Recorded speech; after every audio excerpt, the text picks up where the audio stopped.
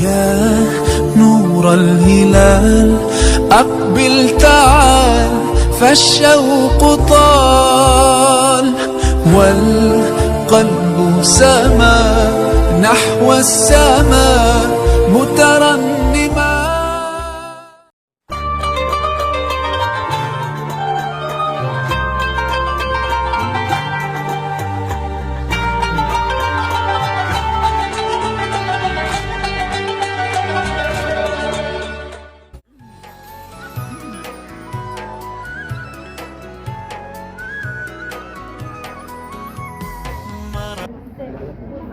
الحمد لله خلاص قضيت 15 يوم من احلى 15 يوم في حياتي. خلاص بقى دلوقتي انا راجعه مصر زي ما انتم شايفين كده. طيب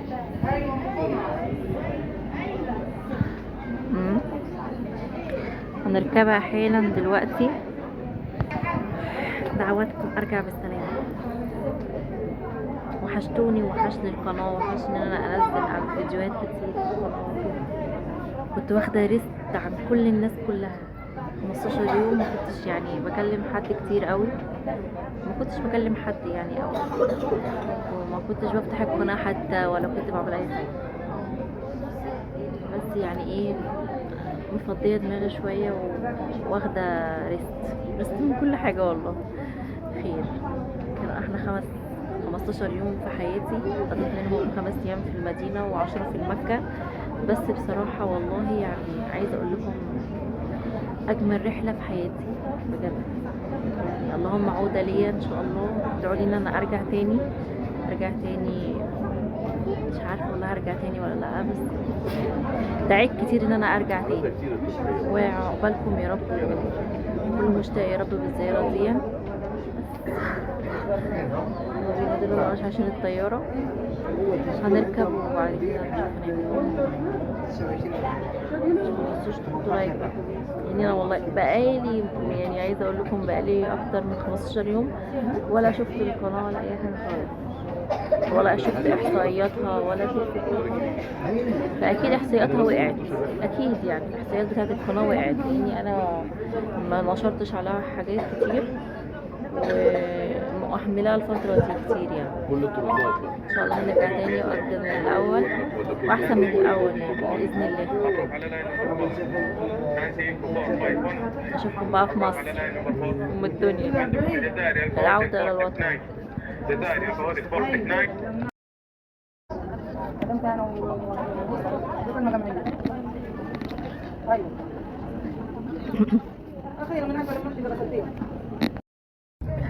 خلاص ركبت الطيارة بقى كده. ايه حبيبي عامل ايه؟ اخبارك ايه؟ 40 فين؟ في توهان بالنسبة للناس كلها. 40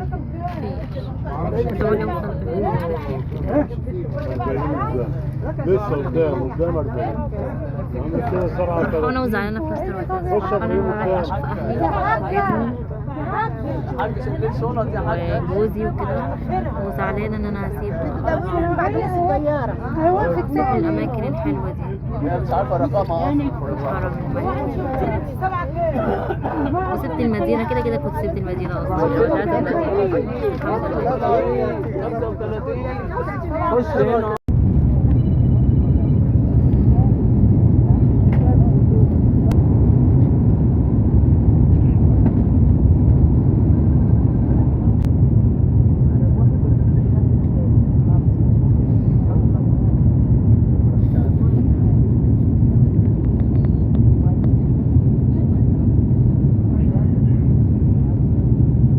والله لسه جايه. بصوا عايزه اقول لكم ماما كانت عازماني، والله العظيم ما عملت اي حاجه. انا تعبانه اصلا، جايه تعبانه وما عملتش حاجه. ما شاء الله الاكل اهو. ماما النهارده عامله الاكل كله، هي العصاير والاكل. الحمد لله ما شاء الله. طب صورت هنا؟ انا قلت ميه تيجي تصور علي صور، قلت له ميه هتكب المهمه دلوقتي. ما شاء الله مكرونه بالبشاميل وكفته ولحمه وفراخ. بس لسه بقى المحاشي، ولسه بقى السلطات والطحينه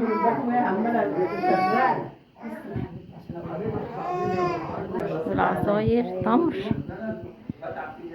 وهنا مانجا. حاجه ما جاتش. قعدت ده والله، قعدت اقول لها ما رضيتش خالص. ربنا يخليكي لنا يا ماما، ما يحرمناش منك ابدا. يخليكي يا حبيبتي. اه والله قسما بالله انا زعلانه ان ما جيتش ساعتها ولا عملت معاها حاجه. انك جيتي يا ماما. والله العظيم لسه كاشفه امبارح وتعبانه خالص، ما بعرفش اتقلب حتى على السرير. ان شاء الله متعوضه يا ماما. عزيمك كده كده ان شاء الله، وما تجيش برضو ما تعملش. محشي ورق عنب امي ده اللي كان وحش ما شاء الله.